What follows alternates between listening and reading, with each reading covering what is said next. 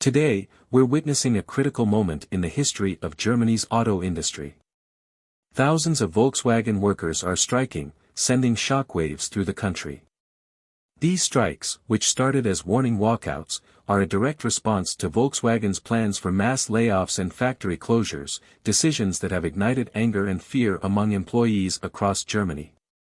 But this isn't just about one company, it's a reflection of broader challenges facing the auto industry, labor unions, and the German economy at large.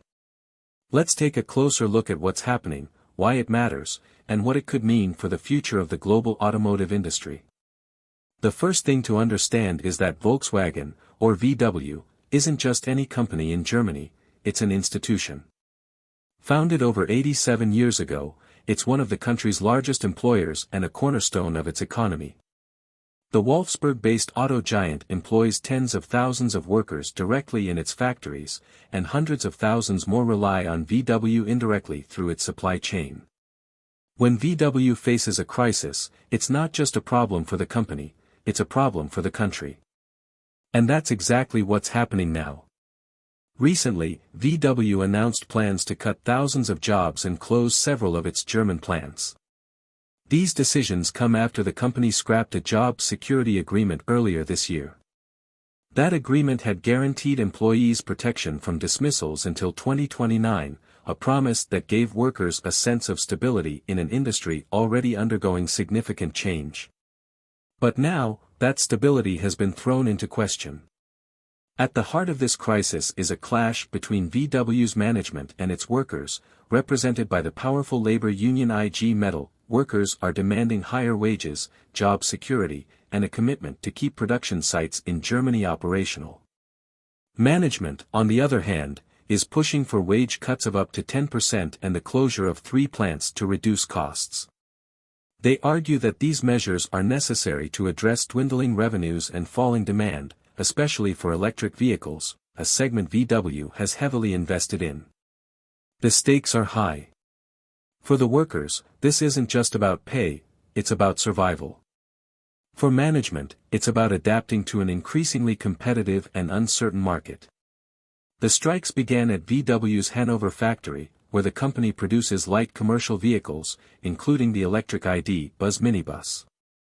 Over 5,000 workers walked out, carrying signs with slogans like, "We are ready for strike," and waving the red flags of IG Metall. Workers from other VW plants across Germany have joined the action, though some, like those in Osnabrück, have opted out due to separate agreements.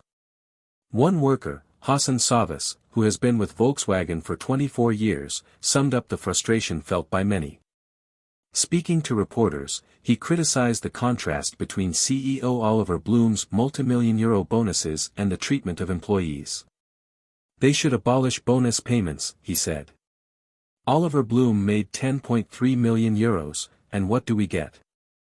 Savas is not alone in his anger. Moritz, a second-year apprentice at the Hanover plant, shared his fears about the future.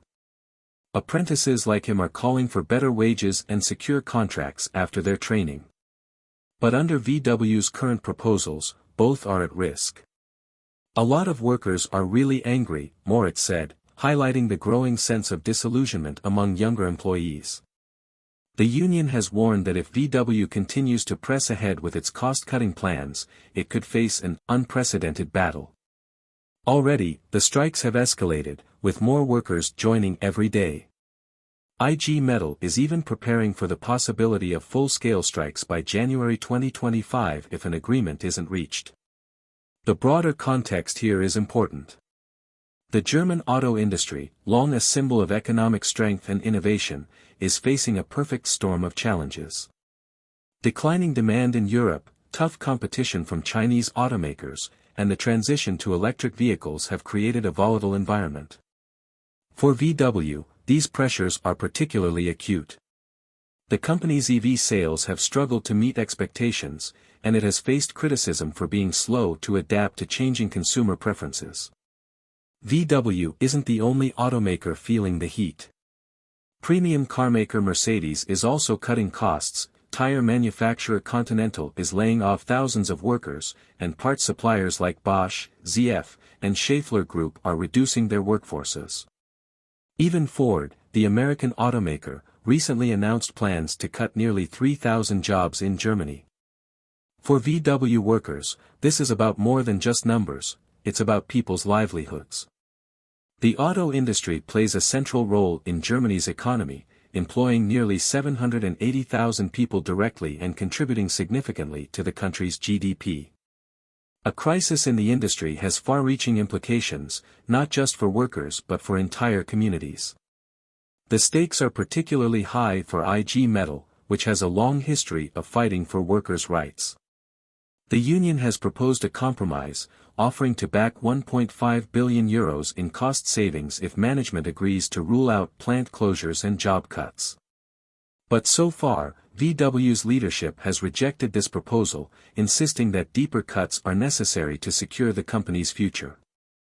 For many workers, this feels like a betrayal. The job security agreement that was scrapped earlier this year had been a cornerstone of their relationship with the company. Now, with that promise gone, many feel that management is prioritizing profits over people. This tension is playing out in a series of high-stakes negotiations. Collective bargaining talks are set to resume on December 9, and both sides are under pressure to reach an agreement. For VW, the challenge is finding a way to reduce costs without alienating its workforce. For IG Metall, it's about protecting jobs and ensuring that the company remains a reliable employer. The outcome of these negotiations will have far-reaching consequences. If the two sides fail to reach a deal, the strikes could escalate, causing significant disruptions not just for VW but for the entire German auto industry. If an agreement is reached, it could set a precedent for how other companies navigate similar challenges. For now, the workers remain united in their demands. At rallies and picket lines across Germany, they're sending a clear message: they're not just fighting for their jobs, they're fighting for their future. As one worker put it, this is about survival.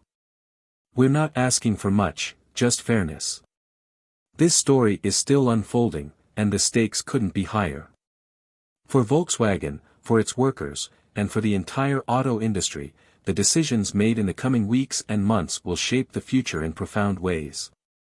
One thing is clear: the voices of these workers, their determination and resilience, are impossible to ignore. As this industrial battle unfolds, we'll continue to follow the story closely. What do you think about VW's approach to cost-cutting? Are the workers justified in their demands? Let us know your thoughts in the comments below, and stay tuned for more updates on this critical issue.